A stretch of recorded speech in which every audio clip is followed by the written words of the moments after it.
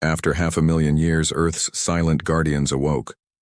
The sleeper's dawn, the permafrost of Siberia, had kept its secrets for 500,000 years, but Prince Kale Vorthak of the Nexari Empire was not a patient being. His elongated fingers drummed against the control panel of the excavation mech as it carved through layers of ice and ancient stone, each meter deeper, revealing traces of the lost civilization that had once called this frozen wasteland home. "Thermal. Readings are spiking again, my lord," squeaked Technician Jorik from his perch atop a sensor array, his three eyes blinking rapidly in the pale morning light. The diminutive Nexari clutched his instruments with the nervous energy of someone who had read too many cautionary tales about dead civilizations and their tendency to remain less dead than advertised. Kyle's own eyes, a striking amber that marked him as nobility among his people, narrowed as he studied the readings. The Nexari had conquered 17 star systems through careful analysis and overwhelming technological superiority. But Earth remained an enigma. The third planet had gone silent during the Great Expansion, its radio signatures simply vanishing, as if the entire species had collectively decided to take a very long nap. "Depth?" Kyle asked, his voice carrying the crisp authority of someone born to command fleets. 47 meters and descending. The structure appears to be extensive. Jorik's voice cracked slightly on the last word. Through the transparent aluminum of his environmental suit, sweat beaded across his pale blue skin despite the sub-zero temperatures. The excavation mech's plasma torch carved through a final layer of metamorphosed rock, revealing a surface that made both Nexari freeze in stunned silence. Seamless metal stretched before them, dark as the void between stars, inscribed with symbols that seemed to shift and writhe in the dancing light of their equipment. The material showed no signs of age, no rust or decay despite its impossible antiquity. "By the 7 moons, Kale breathed, stepping closer to the exposed surface. His translator implant struggled with the human script, offering only fragments. "Terra Defense Initiative. Protocol Omega. Authorized personnel only. My lord, perhaps we should contact the fleet," Jorik suggested, his voice barely above a whisper. "The Empress would want to know about this before we—" His words were cut short by a deep, resonant hum that seemed to emerge from the metal itself. Lights began to flicker to life along the inscribed patterns, pulsing in sequence like a heartbeat made of photons. A section of the surface shimmered and became transparent, revealing a corridor that stretched into darkness beyond the reach of their portable illumination. Kale drew his sidearm, a sleek energy weapon that could punch through starship armor but kept it lowered. "Stay close, Jorik, and keep recording everything." They descended into the facility through an airlock that recognized their presence and cycled automatically, filling with breathable atmosphere that their suits confirmed was surprisingly fresh.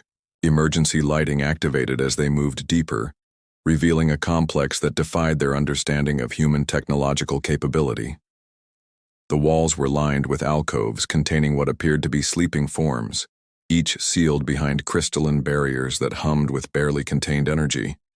"Cryogenic preservation," Kale murmured, running his gloved hand along one of the barriers. Inside, a human figure lay perfectly preserved, wearing a uniform of dark blue material with insignia that suggested military rank. "They didn't die out. They're sleeping." A new sound echoed through the corridors, the soft pneumatic hiss of seals disengaging. Both Nexari spun toward the source as one of the central alcoves began to glow more brightly, its crystalline cover sliding away with mechanical precision. Vapor poured out in a dramatic cloud that would have been quite impressive if anyone had been awake to appreciate the theatrical staging. The figure inside sat up with fluid grace, movements too coordinated for someone who had supposedly been unconscious for 500,000 years. She was tall by human standards, with dark skin and silver hair cropped in a military style. Her eyes opened, sharp, intelligent, and immediately focused on the 2 aliens standing in her preservation chamber. "Well," she said, her voice carrying a slight rasp that cleared quickly, "this is either the strangest dream I've ever had, or I've slept through the apocalypse and woken up to find that evolution has developed a sense of humor." Kale raised his hands in what he hoped was a universal gesture of peace. I am Prince Kale Vorthak of the Nexari Empire. We mean no harm. You are Commander Zara Blackthorn, Terra Defense Fleet.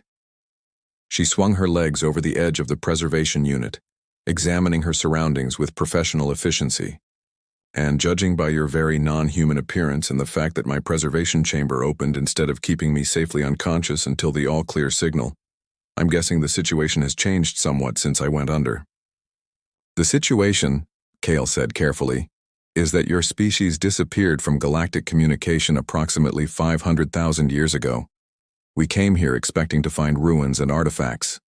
We did not expect to find you.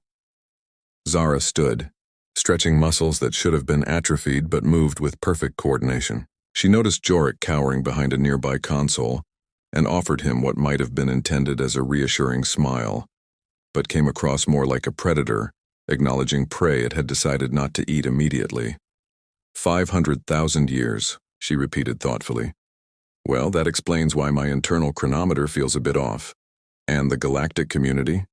How many species are we talking about? 47 confirmed spacefaring civilizations in this galactic arm alone, Kale replied. The Nexari Empire has peaceful contact with most of them. Peaceful contact. Zara's tone suggested she found the concept either amusing or suspicious. And you just happen to be excavating random frozen planets, looking for archaeological treasures? Before Kale could respond, the lights throughout the facility suddenly shifted from cool blue to warm amber, and a voice spoke from speakers that had been silent for eons. The voice was female, precise, and carried an undertone that made both aliens instinctively reach for their weapons. Welcome back, Commander Blackthorn. I am Phoenix, Terra Defense Fleet Artificial Intelligence. Status report. All primary objectives remain active. Long-range sensors detect 47 distinct technological civilizations within our operational sphere. Cross-referencing with pre-sleep threat assessments. Interesting. We have visitors. Zara looked at the Nexari with new interest. Phoenix, are these visitors classified as hostile? Insufficient data for hostile classification. However, their presence here suggests either impressive archaeological dedication or concerning intelligence regarding our installation locations. Recommend enhanced security protocols. The facility's lighting shifted again, this time to a decidedly threatening red. Defensive emplacements emerged from concealed positions in the walls, their targeting systems tracking the two aliens with mechanical precision. Commander, Phoenix continued conversationally, shall I initiate standard first contact protocols, or would you prefer to begin with enhanced interrogation procedures? Zara held up a hand, her eyes never leaving Kale's face. Hold that thought, Phoenix. Our guests might be more useful as sources of information than as examples of human defensive capabilities. She stepped closer to Kale, close enough that he could see the intelligence calculating behind her eyes. So, Prince Kale Vorthak of the Nexari Empire, let me ask you a simple question. Did you come here looking for weapons? Or did the weapons find you? Kale's amber eyes met hers steadily. We came seeking knowledge of a lost civilization, but I suspect we found something far more dangerous. Oh, you have no idea, Zara said with a smile that was equal parts charming and terrifying. Phoenix, how many of our installations have been discovered by these 47 civilizations? None, Commander. Terra defense protocols have remained uncompromised. Until today. Zara looked around the chamber, taking in the rows of still sleeping figures, the advanced technology that had operated flawlessly for 500,000 years, and the two aliens who had stumbled into humanity's greatest secret. Which raises some very interesting questions about timing, doesn't it? The red lighting pulsed ominously, and somewhere in the depths of the facility, much larger systems began to hum to life. Commander Zara Blackthorn, last active officer of the Terra Defense Fleet, smiled at her unexpected guests and wondered whether she was about to prevent a war or start one.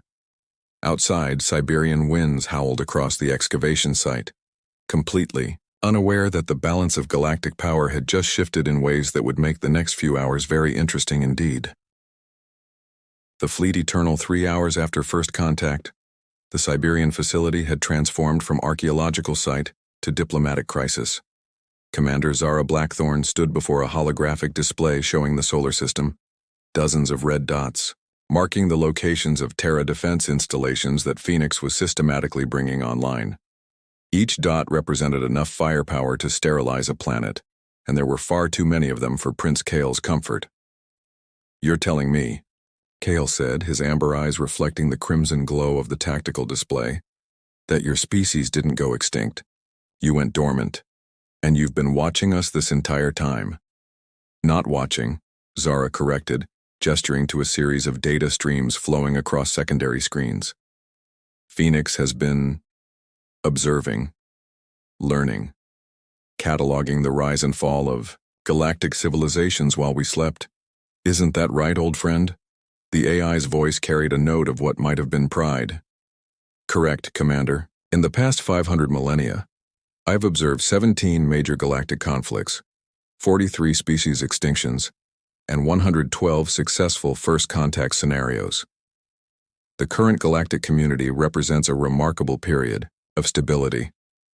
"Stability that you've been secretly maintaining?" Kyle asked.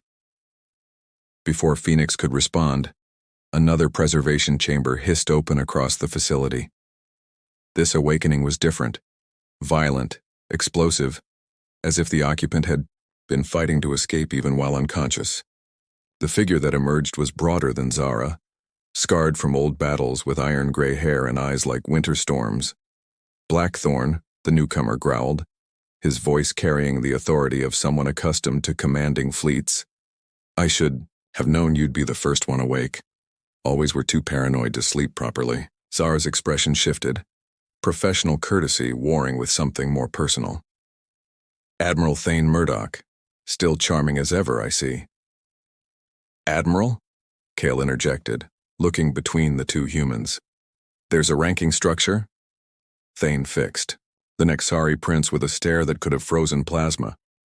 "There's always a ranking structure, alien. Question is whether you're going to respect it or whether we're going to have problems." "Thane," Zara warned, but the Admiral was already moving, his attention caught by the tactical displays. "Holy hell, Zara. Phoenix, show me fleet status. All of it." The holographic display expanded, revealing not just Earth's solar system but a three-dimensional map of local space extending hundreds of light-years in every direction. What had been dozens of red dots became thousands. Installations, hidden bases, automated defense platforms, and most terrifyingly, entire fleets of ships in deep hibernation. "Sweet mother of..." Thane whistled low. "We didn't just survive. We planned for everything." Jorik, who had been quietly recording everything from behind his equipment, finally found his voice. "My lord, we need to contact the Empress. This changes everything." As if summoned by his words, the facility's communication arrays came, alive with incoming transmissions. The main display shifted to show a face that shared Kale's amber eyes, but carried the unmistakable bearing of absolute authority. Empress Lyralai Vorthak of the Nexari Empire appeared in full holographic resolution, her expression shifting from concern to amazement as she took in the scene. "Brother," she said, her voice carrying across the light years with crystal clarity, "your report mentioned discovering human ruins. These do not appear to be ruins." "Your Majesty," Kale began, but Zara stepped forward. "Empress Lyralai," she said with a slight bow that managed to be respectful without being subservient. "I am Commander Zara Blackthorne, ranking officer of the Terra Defense Fleet. We seem to have a situation." The Empress studied Zara with the calculating gaze of someone who had united 17 star systems through a combination of brilliant strategy and judicious application of force. "Indeed we do, Commander. The question is whether this situation represents an opportunity or a threat." "That," Admiral Thane interjected, "depends entirely on what you've been doing while we were asleep." Phoenix chose that moment to project a new display, a timeline of galactic history spanning the past 500,000 years. Wars, discoveries, first contacts, extinctions, and through it all, subtle influences that had guided events in ways that preserved the balance of power. "I have taken the liberty," Phoenix announced, of ensuring galactic stability through carefully managed interventions. A technological breakthrough here, a diplomatic suggestion there, the occasional redirection of asteroid impacts away from populated worlds. Silence fell over the chamber as the implications sank in. Finally, Empress Lyra Lai spoke. "You've been managing us, all of us, for 500,000 years.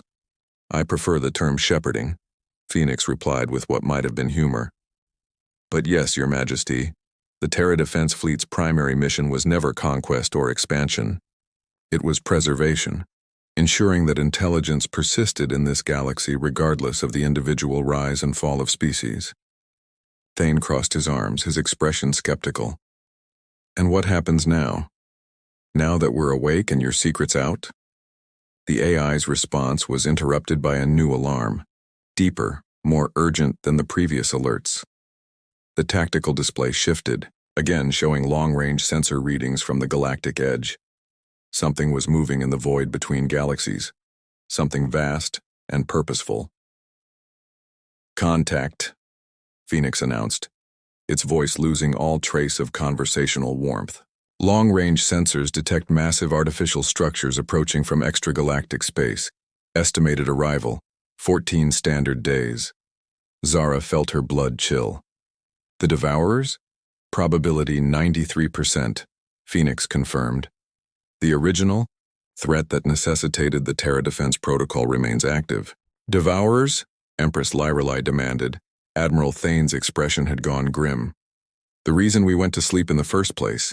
Machine intelligences from outside our galaxy that consume entire star systems to fuel their expansion. We fought them once, barely won, and decided that the only way to ensure galactic survival was to create a hidden defense network and wait." "Wait for what?" Kyle asked. "For them to come back," Zara said quietly, "and for us to be ready." The facility around them hummed with increasing activity as Phoenix began activating systems that had slumbered for eons. On the displays, red dots across the galaxy began shifting to amber, then green, as automated defenses came online and sleeping fleets began their wake-up sequences.